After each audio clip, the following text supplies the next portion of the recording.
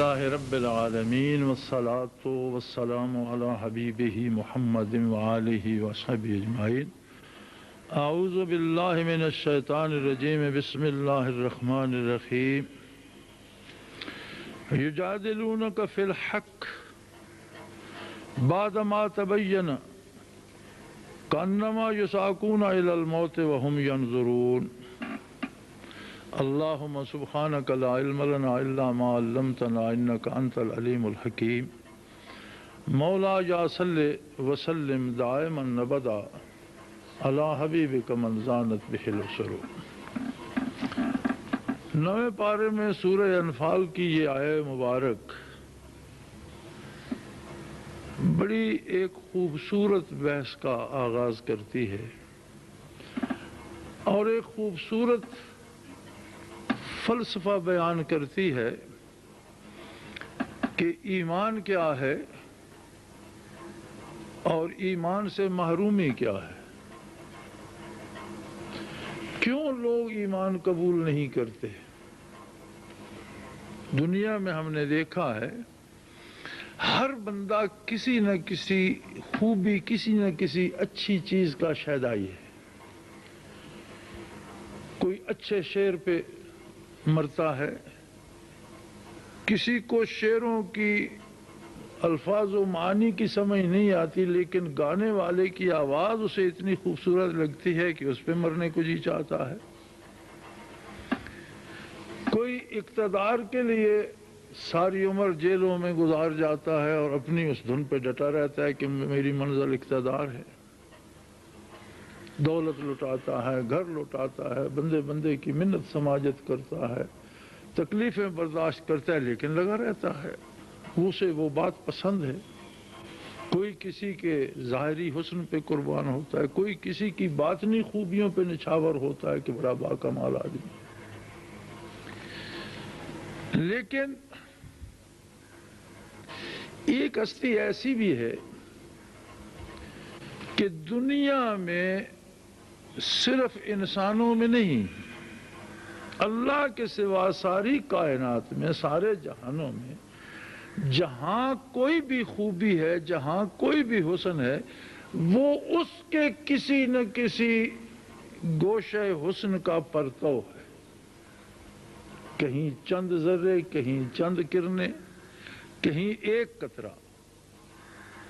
اور جتنا حسن اللہ نے اپنی ذات کے علاوہ اپنی ساری مخلوق میں بانٹا، وہ سارا حسن محمد صلی اللہ علیہ وسلم کا کوئی قابل ذکر حصہ بھی نہیں بنتا. جیسے سمندر سے چڑیا ایک چونچ پانی کی لے لے تو اس کی نسبت کوئی سمندر کے ساتھ بنتی ہے کہ سمندر کے ساتھ اسے کیا نسبت ہے؟ اسی طرح روئے زمین پر ہی نہیں، آسمانوں پر، عرشوں پر، جنت میں وما ارسلناک الا رحمۃ للعالمین، ساری کائنات خوشہ چین ہے، جمال ظاہری کی بھی، جمال باطنی کی بھی. حسن ظاہر سے تیرے روشن جہان رنگ و بو، حسن ظاہر سے تیرے روشن جہان رنگ و بو، پر جمال باطنی کی ذوفشانی اور ہے. تو پھر کیا وجہ ہے کہ بندہ محمد الرسول اللہ صلی اللہ علیہ وسلم پر کیوں نہیں مرتا؟ بندہ رسول کا عاشق کیوں نہیں ہوتا؟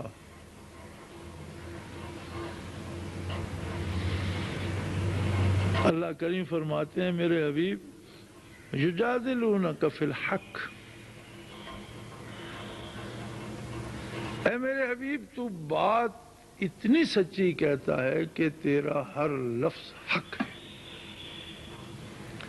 ایسے بد نصیب ہیں کہ تیرے ساتھ جھگڑا کرتے ہیں، حق پر جھگڑتے ہیں. حق تو حق ہوتا ہے، سچائی تو سچائی ہوتی ہے، اور وہ ماننے کے لیے ہوتی ہے، جھگڑنے کے لیے نہیں ہوتی. جھگڑا ہوتا ہے یہ بات ثابت کرنے کے لیے کہ جو کہا جا رہا یہ سچائی ہے کہ نہیں. جھگڑا اس بات پہ ہوتا ہے کہ جو کچھ کہا جا رہا ہے یہ سچ ہے یا نہیں، اور جب ثابت ہو جائے کہ یہ سچ ہے پھر جھگڑا کیسا؟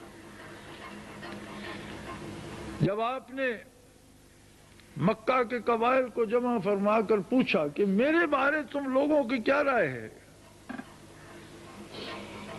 اور آپ کوہ صفا پر کھڑے تھے، اب تو صفا مروہ بھر گئے ہیں مٹی سے اور درمیان سے فاصلہ تھوڑا رہ گیا، اچھے بھلے اونچی پہاڑیاں تھیں، تو سامنے سارے لوگوں کو جمع فرمایا، تو سب مشرکین مکہ نے، کفار مکہ نے، سب نے یک زباں ہو کر کہا کہ آپ صادق بھی ہیں، امین بھی ہیں، آپ کے 40 سال ہمارے درمیان گزر گئے، ہمارا یہ تجربہ ہے کہ ہر بات میں ہم نے آپ کو سچا پایا، امانت دار پایا۔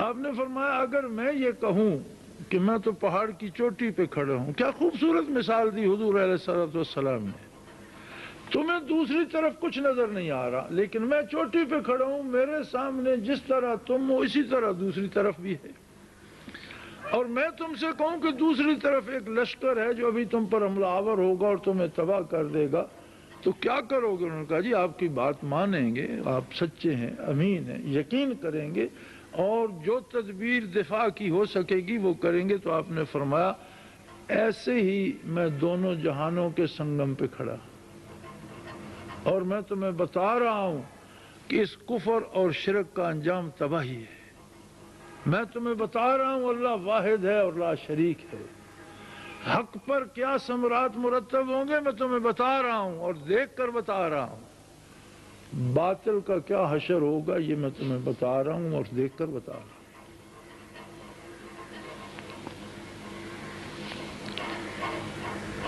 فرمایا یہ آپ پر حق، آپ کے ساتھ حق پر اس وقت جھگڑا کر رہے ہیں بعد ما تبین، جب خود ان پر ثابت ہو چکا ہے کہ آپ جو کہہ رہے ہیں حق ہے، اس کے بعد یہ جھگڑا کرتے ہیں۔ یعنی کیسی عجیب بات ہے، یہ حالت تو کفار کی تھی، ایمان نہ لانے والوں کی تھی، یعنی جانتے وہ بھی تھے۔ میں نے تو ایک دلیل عرض کر دی، بے شمار دلائل کفار کے پاس تھے جس سے انہیں یہ ثابت تھا کہ آپ جو فرماتے ہیں حق ہے،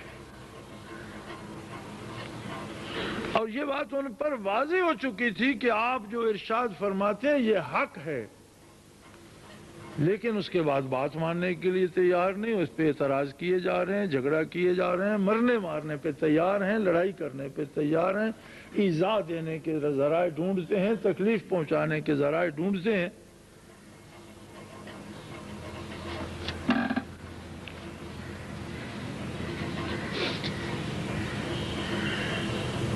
اور فرمایا ان کا عالم یہ ہے کہ آپ کی بات ماننے کے لیے ان پر یہ حالت طاری ہو جاتی ہے کہ انما یساقون الی الموت، جیسے کھینچ کر کوئی انہیں سولی کی طرف لے جا رہا ہے یا موت کی طرف لے جا رہا ہے یا قتل گاہ کی طرف لے جا رہا ہے، جس طرح بندہ ڈر جاتا ہے، اس کا رنگ پیلا پڑ جاتا ہے، وہ بد دل ہو جاتا ہے، ادھر نہیں جانا چاہتا، کھینچ کر لے جایا جاتا ہے۔ فرمایا آپ کی بات ماننا ان کے لیے اس طرح دشوار ہو رہا ہے جیسے انہیں کھینچ کر کوئی موت کی طرف لے جا رہا ہو۔ وَهُمْ يَنْظُرُونَ، اور وہ موت اپنے سامنے دیکھ رہے ہیں، سامنے نظر آ رہی ہو کہ مجھے مقتل کی طرف لے جا رہا ہے، جلاد تلوار نکالے کھڑا ہے، یا مجھے دار کی طرف لے جا رہا ہے، سولی کھینچنے والے کھڑے ہیں، پھانسی لگانے کے لیے رسہ لٹک رہا ہے۔ تو جس طرح بندہ پوری ظاہر باطن اس کا چاہتا ہے کہ میں ادھر نہ جاؤں، اس طرح آپ کی بات نہ ماننے پر یہ مصر ہے۔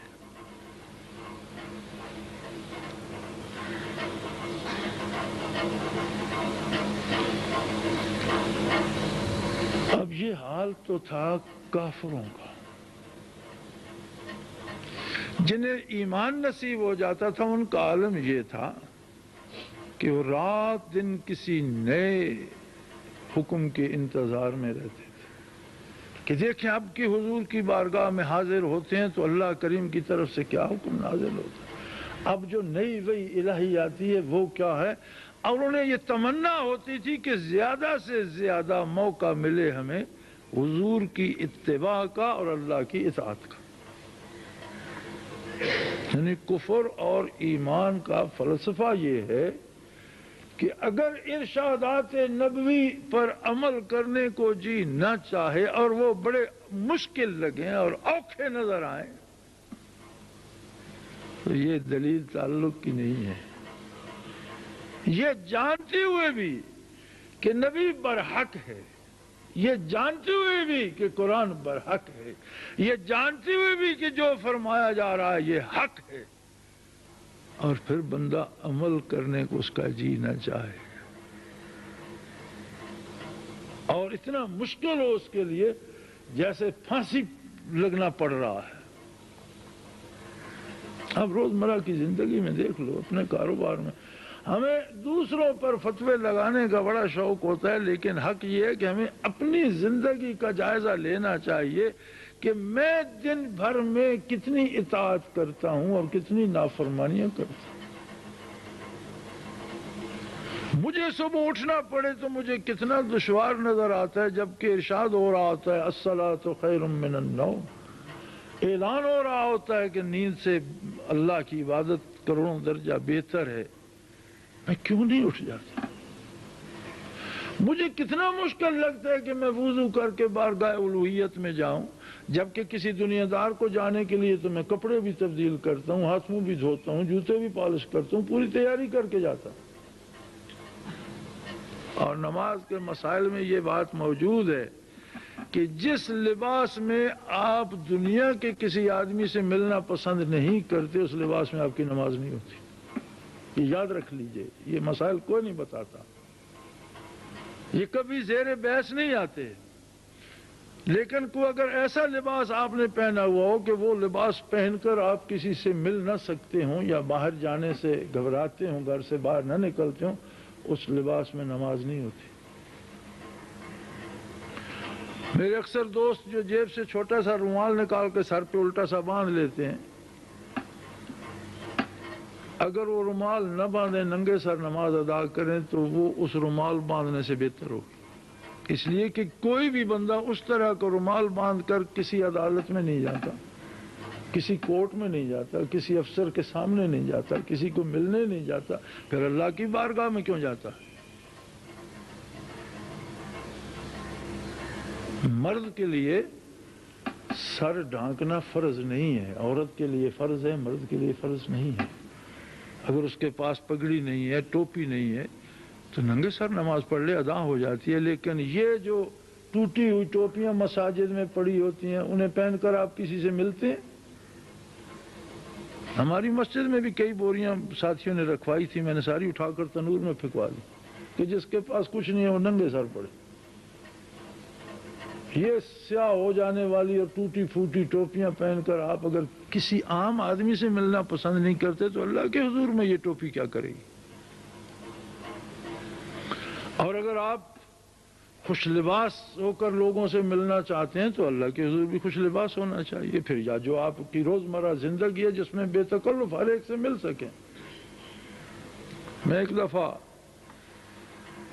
نورپور تھا، ہل چلا رہا تھا، جنرل ضیاء الحق مرحوم کا زمانہ تھا، یہاں الیکشن پہ کچھ گاؤں میں جھگڑا ہو گیا اور ہمارا ایک عزیز میرے پاس آیا جی کہ ان پہ فوجیوں کا وہ کوئی دفعہ پتہ نہیں 16 کیا تھا مارشل لا کا، تو M L O martial law order number 16 وہ اس وقت ہوا کرتا تھا، تو وہ بڑا تکلیف دہ ہوا کرتا تھا، یہ سزا ہوتی تھی، تو ان پر اس میں پرچہ ہو گیا تو وہ غلطی ہو گئی، تو اب وہ آپس میں صلح بھی کرتے ہیں لیکن وہ انہیں چھوڑتے نہیں، تو ان کی سفارش کرنی ہے۔ اب میں ٹریکٹر پہ بیٹھا ہوا تھا، کپڑے میرے گرد سے اٹے ہوئے تھے، جوتے میرے مٹی میں اٹے ہوئے تھے، منہ سر بھرا ہوا تھا،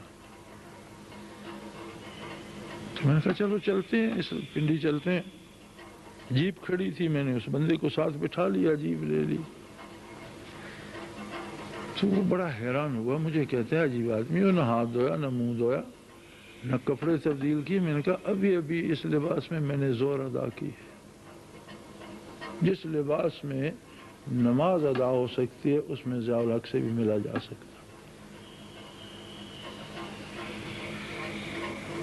الحمدللہ اس کا کام ہو گیا. بہرحال میں ضیاء الحق کے دفتر تک اسی لباس میں اسی حالت میں, اس لیے کہ میں نے اسی حالت میں نماز ادا کی تھی.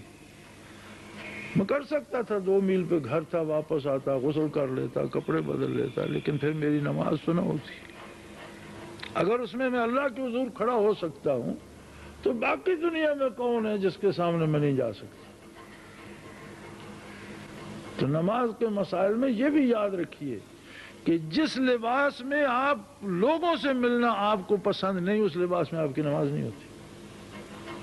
پھٹے ہوئے لباس میں ہو جائے گی, میلے میں ہو جائے گی, سستے میں ہو جائے گی, اگر آپ روزمرہ زندگی میں سب کے سامنے وہی استعمال کرتے, ٹھیک ہے. لیکن جس لباس میں لوگوں کے سامنے نہیں جایا جاتا اس لباس میں حضور بارگاہ الہی کیسے ہوتا. اور یہ جاننے اور ماننے کے بعد کہ اللہ کا نبی سچا ہے, اللہ کا کلام برحق ہے, اللہ حق ہے, دین حق ہے, پھر وہ دین مشکل لگے تو اس پہ ہمیں سوچنا پڑے گا کہ میرا دعوی ایمان سچ ہے بھی کہ نہیں.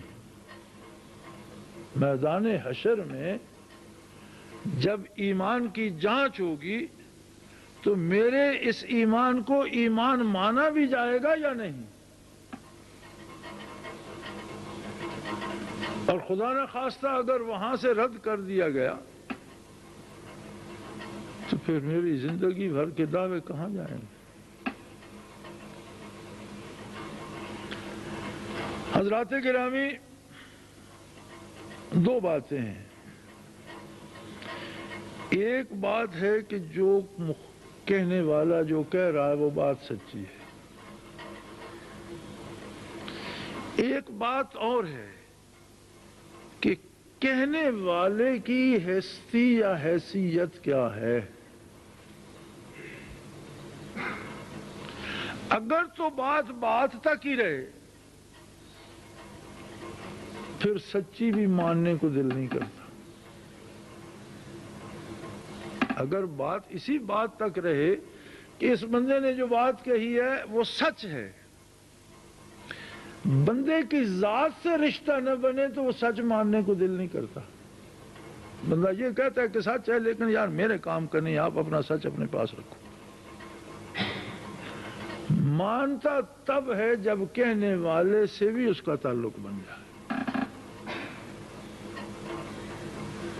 ہمارا ایک تصور, ایک طریقہ ایمان کا, ایک یقین کا حصہ یہ ہے کہ ہم اپنے لیے اللہ کی عبادت کرتے ہیں, یہ ہمارا ایمان ہے. ہم اپنے لیے حضور صلی اللہ علیہ وسلم کی اطاعت کرتے ہیں. یہ جب اپنے لیے تک رہتی ہے, کبھی ہوتی ہے کبھی نہیں ہوتی. اپنے لیے جو کرنی ہے کبھی ہو گئی کبھی نہ ہوئی.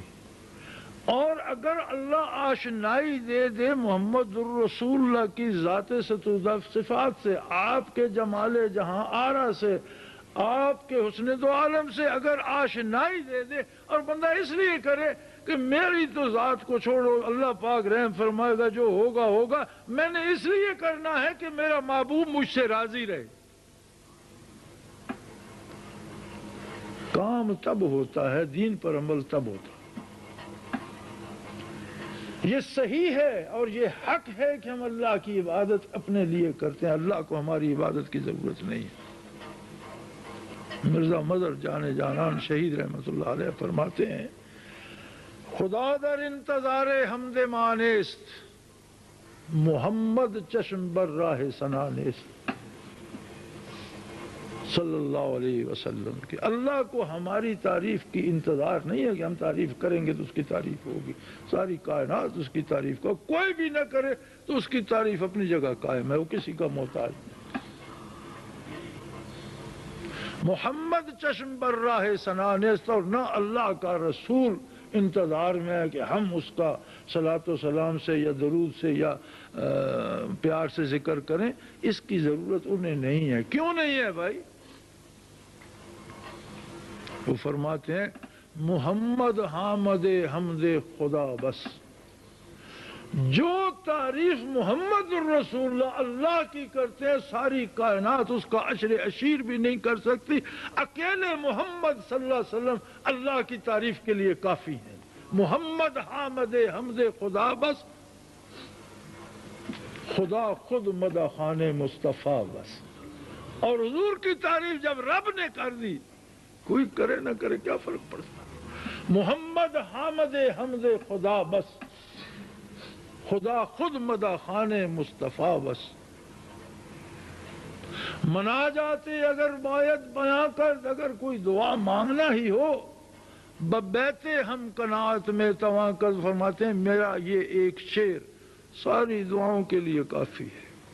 فرماتے ہیں جو میں شعر کہہ رہا ہوں اس سے اگلا شعر ساری دعاؤں کا جامع ہے۔ اگر دعا مانگنا چاہو تو صرف یہ مانگا کرو، کیا؟ محمد از تمہیں خواہم خدا رہا۔ کیا دعا مانگو؟ اے اللہ کے رسول میں تجھ سے اللہ کو مانگتا ہوں، محمد از تمہیں خواہم خدا رہا، خدایا از تو عشق مصطفیٰ رہا۔ کہ دعا ہی مانگنا ہے تو حضور کے دروازے پہ جاؤ تو کہو مجھے اللہ عطا کر، اور اللہ کے دروازے پہ جاؤ تو کہو مجھے مصطفیٰ کا عشق عطا کر۔ محمد از تمہیں خواہم خدا را، خدایا از تو عشق مصطفیٰ را، دیگر لب وامکن مظہر فضول است، سخن از حاجت افضل فضو تر فضول است، سخن از حاجت افضو تر فضول است، دیگر لب وامکن مظہر فضول است، سخن از حاجت افضو تر فضول است۔ وہ فرماتے ہیں اس کے علاوہ دنیا کی ہر بات فضول ہے، اور بات کرنا وقت کا ضیاع ہے۔ زبان مت کھولو، کھولنی ہے تو در مصطفیٰ سے اللہ ملتا ہے اور بارگاہ الوہیت سے عشق مصطفیٰ ملتا ہے۔ تو میرے بھائی دین پر عمل تب آسان ہوتا ہے جب نبی کے ساتھ رشتہ الفت استوار ہوتا ہے، اور تھوڑا سا بدلتا ہے رخ بات کا، کہ ہمیں ساری عمر مولوی صاحب کہتے ہیں کہ اپنے لیے عبادت کرتے ہو، یہ نہیں بتاتے یار اس لیے بھی کبھی کر لو کہ تمہارا آقا تمہیں سر و سجود دیکھ کر کتنا خوش ہوگا۔ کبھی اس لیے حرام کھانا چھوڑ دو کہ مجھے اس زبان سے درود پڑھنا ہے، اس منہ کو میں حرام سے آلودہ کیوں کروں؟ بھئی ایک ہی بات ہے، ایک تو اب ہم حرام چھوڑ دیتے ہیں کہ میں حرام نہیں کھاتا، حرام جو کھائے گا جہنم میں جائے، جہنم بھی جہنم میں جائے۔ میں اس لیے نہیں کھاتا کہ میں نے آقا پر درود پڑھنا، وہ جہنم سے تو خود بچ گیا، حرام کھانے سے تو خود بچ گیا، جب حرام نہ کھایا تو اس کے مفادات تو اسے مل گئے، لیکن یہ جو ایک نیا درد اس میں آ گیا یہ تو بہت قیمتی اور بہت انوکھی بات ہو گئی۔ حضور اکرم صلی اللہ علیہ وسلم مدینہ منورہ میں تشریف لے جا رہے تھے، صحابہ کرام ہم رکاب تھے، ایک شخص مکان بنا رہا تھا اور اس نے ایک کھڑکی رکھی تھی۔ آپ صلی اللہ علیہ وسلم نے پوچھ لیا بھئی یہ گلی کی طرف کھڑکی کیسی؟ مکان تو بنا رہے ہو تمہارا اپنا ہے، لیکن گلی تو گزرگاہ ہے عوام الناس کی، تو گلی کی طرف کھڑکی کا کیا حق ہے تمہیں؟ یا رسول اللہ میں نے اس لیے رکھ دی کہ ہوا آئے گی۔ آپ نے فرمایا بند کرو، حکماً بند کروا دی، واپس تشریف لے آئے۔ مسجد میں جلوہ افروز تھے تو فرمانے لگے کاش یہ شخص کہتا کہ میں نے اس لیے رکھی ہے کہ مجھے اذان کی آواز سنائی دیتی رہے، تو میں اس کی کھڑکی بھی قائم رکھتا اور ہوا مفت میں سے ملتی رہتی، لیکن ہوا کے لیے رکھنے کیسے کیا حق ہے کہ گلی سے تو ہر اچھے بھلے نیک بد نے گزرنا ہے تو یہ کھڑکی اس طرف کیوں رکھے؟ اپنا گھر محفوظ رکھنا چاہتا ہے، لوگوں کو دیکھتا ہے۔ لیکن اگر یہ کہتا کہ میرے گھر کی پشت مسجد کی طرف ہے، میں نے ادھر کھڑکی رکھ لی ہے کہ اذان ہوگی تو مجھے سنائی دے گی، تو میں اس پر خوش بھی ہوتا، کھڑکی رکھنے کی اجازت بھی دیتا، اسے ثواب بھی ملتا اور ہوا تو از خود آتی رہتی۔ اس لیے جب ہم عبادت اس لیے کرتے ہیں کہ میں اپنے لیے کر رہا ہوں وہ اور بات ہے، اور جب ہم اس لیے کرتے ہیں کہ میرا محبوب مجھ سے خفا نہ ہو میں اس لیے کر رہا ہوں، تو عبادت کا ثواب تو از خود مل جاتا ہے، لیکن یہ بات کچھ اور ہو جاتی ہے۔ پھر وضو کرنا مشکل نہیں لگتا، پھر راتوں کو اٹھنا مشکل نہیں لگتا، پھر حرام نہ کھانا مشکل نہیں لگتا، پھر سچ بولنا مشکل نہیں لگتا، پھر اللہ کی اطاعت کرنا مشکل نہیں ہوتا، پھر کاروبار دکان چھوڑ کر نماز کے لیے جانا مشکل نہیں لگتا۔ اور جب اپنے لیے ہوتا ہے تو بندہ کہتا ہے یہ بھی تو اپنے لیے کر رہا ہوں نا، جو دکان پہ سودا تول رہا ہوں، اب یہ گاہکوں کو بتا لوں گا، پھر اپنے لیے کرنا ہے، پھر کر لوں گا نماز، تاخیر سے پڑھ لوں گا، دیر سے پڑھ لوں گا۔ اپنے لیے کرنے میں اور بات ہے اور کسی کے لیے کرنے میں اور بات ہے۔ اجر بدل جاتا ہے، نتیجہ بدل جاتا ہے، کام وہی ہے۔ سوچ کا، انداز فکر کا، تعلق کا، رشتے کا فرق ہے۔ اور یہی بات یہاں کفار کے حق میں اللہ کریم نے بتائی، یجادلونک فی الحق کے بعد ما تبین، میرے حبیب تیرے ساتھ جھگڑے کرتے ہیں حق میں، اور اس کے بعد کرتے ہیں جب انہیں بھی پتہ ہے کہ جو تو کہہ رہا ہے حق ہے۔ یعنی بات کو مانتے ہیں، تیرے ساتھ ان کے تعلقات بن نہیں رہے اس لیے جھگڑا کر رہے ہیں۔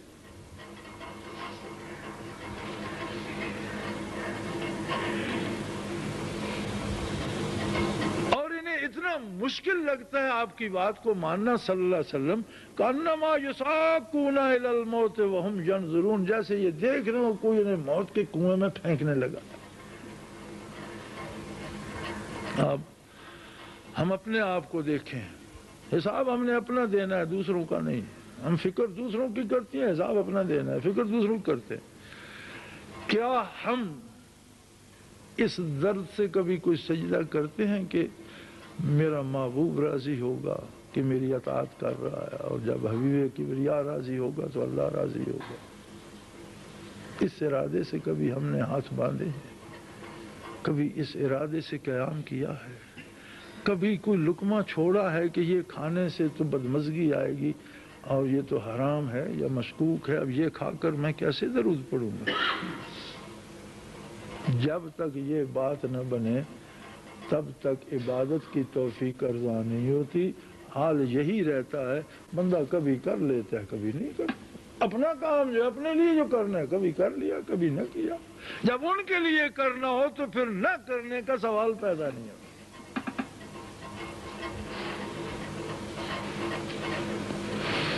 لکھتے ہیں آپ مجھے کبھی کبھی میرے لیے دعا کریں میں نماز کا پابند ہو جاؤں۔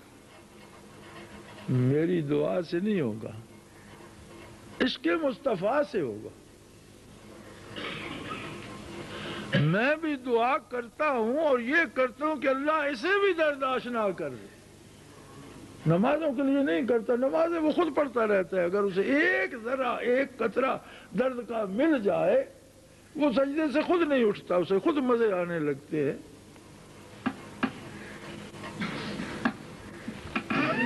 لیکن میرے بھائی ایمان اس چیز کا نام ہے۔ ہم بھی عجیب لوگ ہیں، ہم زندگی میں ساری زندگی آسانیاں تلاش کرتے ہیں۔ بھلا آسانیوں میں کوئی شے ہے؟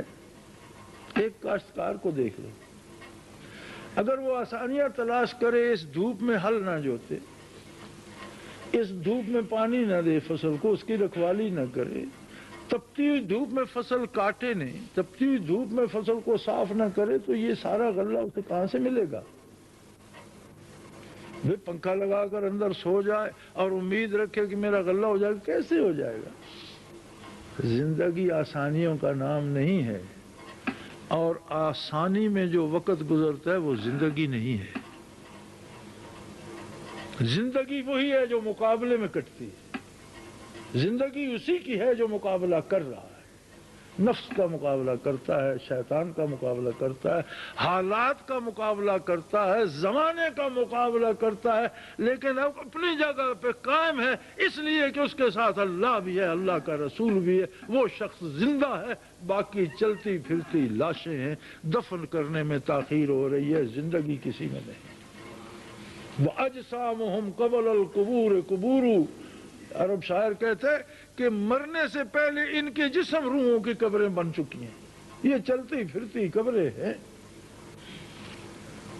تو میرے بھائی ایمان یہ ہے کہ جینا کسی کے لیے سیکھو، جب کسی کے لیے ہوگا تو دکھ تکلیف کا احساس اس میں مٹ جائے گا، اس میں دولت کی آمد اور خرچ کا احساس بھی مٹ جائے گا۔ سیدنا شیخ عبد القادر جیلانی رحمۃ اللہ تعالی علیہ صوفیاء میں بھی بہت بڑا مقام رکھتے ہیں اور تاجروں میں بھی اپنے زمانے میں بہت بڑا مقام رکھتے تھے، اور اس زمانے میں آپ امپورٹ ایکسپورٹ کرتے تھے بحری جہازوں سے، بہت مالدار آدمی تھے۔ ایک دن بیٹھے تھے تو قاصد نے آ کر اطلاع دی کہ ہمارا فلاں جہاز جو مال لے کر فلاں ملک سے آ رہا تھا اس کی اطلاع آئی ہے کہ وہ سمندر میں ڈوب گیا، اور بندوں کے بارے بھی ابھی کوئی پتہ نہیں چلا وہ بچے ہیں یا ڈوب گئے ہیں یا کسی نے بچائے ہیں یا کوئی پہنچا ہے۔ آپ نے تھوڑی دیر خاموشی فرمائی اور فرمایا الحمدللہ۔ ابھی یہ بات ہو ہی چکی تھی کہ دوسرا قاصد آ گیا، جی نہیں وہ ڈوبنے والا جہاز کسی اور کمپنی کا تھا، ہمارا الحمدللہ سلامت ہے اور کل شام تک پہنچ جائے گا، یہ غلطی لگی تھی اور اب وہ صحیح ہو گئی، پتہ چل گیا۔ آپ نے تھوڑی دیر سکوت فرمایا اور فرمایا الحمدللہ۔ بعد میں کسی خادم نے پوچھا کہ حضور جہاز کے ڈوبنے کی خبر آئی، آپ نے فرمایا الحمدللہ، جہاز کے تیرنے کی خبر آئی، آپ نے فرمایا الحمدللہ۔ بھئی ایک حال پہ تو الحمدللہ آپ فرماتے کہ ڈوب گیا یا تیر گیا۔ فرمایا میں نے جہاز پر تو نہیں کہا تھا۔ تو پھر آپ نے کیسے کہا؟ فرمایا جب ڈوبنے کی خبر آئی تو میں نے دل کو دیکھا کہ کہیں یہ جہاز کے ساتھ ڈوب رہا ہے یا اللہ کی یاد میں لگا ہوا ہے، تو میرے دل کو کوئی فرق نہیں پڑا تھا جہاز کے ڈوبنے سے، تو میں نے کہا الحمدللہ، شکر اللہ میرا دل تو سلامت ہے۔ اور جب جہاز کے بچ جانے کی خبر آئی تو میں نے اپنے دل پہ پھر خیال کیا کہ یہ اللہ اللہ میں لگا ہوا ہے، یہ جہاز کی خوشی میں ناچ رہا جھوم رہا ہے، تو میرا دل میرے مالک کے ساتھ تھا، تو میں نے کہا الحمدللہ۔ یہ فرق ہوتا ہے مومن اور خاص کے ایمان میں اور رسمی ایمان میں۔ رسمی ایمان اپنے لیے ہوتا ہے اور یہ ایمان اللہ اور اللہ کے حبیب کے لیے ہوتا ہے۔ تو جب تک بات اس طرح نہ پلٹے بات کا مزہ نہیں آتا۔ ابھی بیٹھے تھے دفتر میں تو یہی بحث چل رہی تھی، اسی پر آج بیان بھی ہو گیا اور اللہ کی شان آیت کریمہ بھی نکل آئی۔ تو دفتر سے اٹھ کر میں اندر گیا نماز کی تیاری کے لیے، یہ چند مصرے میں نے لکھ دیے، ذہن میں گونجنے لگے تو میں نے لکھ لیے۔ دل یہ چاہتا ہے کہ میں ان سے محبت کر لوں، دل یہ چاہتا ہے کہ میں ان سے محبت کر لوں، جی کے بہت دیکھ لیا اب ان کی خاطر مر لوں۔ دل یہ چاہتا ہے کہ میں ان سے محبت کر لوں صلی اللہ علیہ وسلم، جی کے بہت دیکھ لیا اب ان کی خاطر مر لوں۔ شہر میں قلت تو مکانوں کی نہیں ہے، لیکن شہر میں قلت تو مکانوں کی نہیں ہے، لیکن میری مجبوری کہ میں اس کی گلی میں گھر لوں۔ شہر میں قلت تو مکانوں کی نہیں ہے، لیکن میری مجبوری کہ میں اس کی گلی میں گھر لوں۔ نام سے اس کے اگر چوٹ لگے تو کیا ہے، نام سے اس کے اگر چوٹ لگے تو کیا ہے، سنگ برسائے اگر دنیا تو اپنے سر لوں۔ زندگی آسانیوں کا نام نہیں ہے، زندگی مقابلے کا نام۔ نام سے اس کے اگر چوٹ لگے تو کیا ہے، سنگ برسائے اگر دنیا تو اپنے سر لوں۔ زندگی آرام کا نام رکھا ہے کس نے، زندگی آرام کا نام رکھا ہے کس نے، زندگی تو سکون کا نام، زندگی تو حرکت کا نام ہے۔ جہاں ٹھہراؤ آ گیا ختم ہو گئی حرکت تو وہ تو موت ہے۔ زندگی آرام کا نام رکھا ہے کس نے، دامن سجاک میں دنیا کے غموں کو بھر لوں۔ بس چلنے کی بات ہے، آپ آسانیاں ڈھونڈتے ہو، ہم دکھ تلاش کرتے ہیں کہ کسی کا دکھ تو کم ہو جائے، کسی کا غم سمیٹ لے۔ زندگی آرام کا نام رکھا ہے کس نے، دامن صد چاک میں دنیا کے غموں کو بھر لوں۔ ہر بار وہ بخشا کرے مجھ کو حیات، ہر بار وہ بخشا کرے مجھ کو حیات، ہر بار میں ایک نظر پہ صد جان نچھاور کر دوں۔ ہر بار وہ بخشا کرے مجھ کو حیات، ہر بار میں ایک نظر پہ صد جان نچھاور کر دوں۔ دل یہ چاہتا ہے کہ میں ان سے محبت کر لوں، جی کے بہت دیکھ لیا اب ان کی خاطر مر لوں۔ وآخر دعوانا ان الحمدللہ رب العالمین۔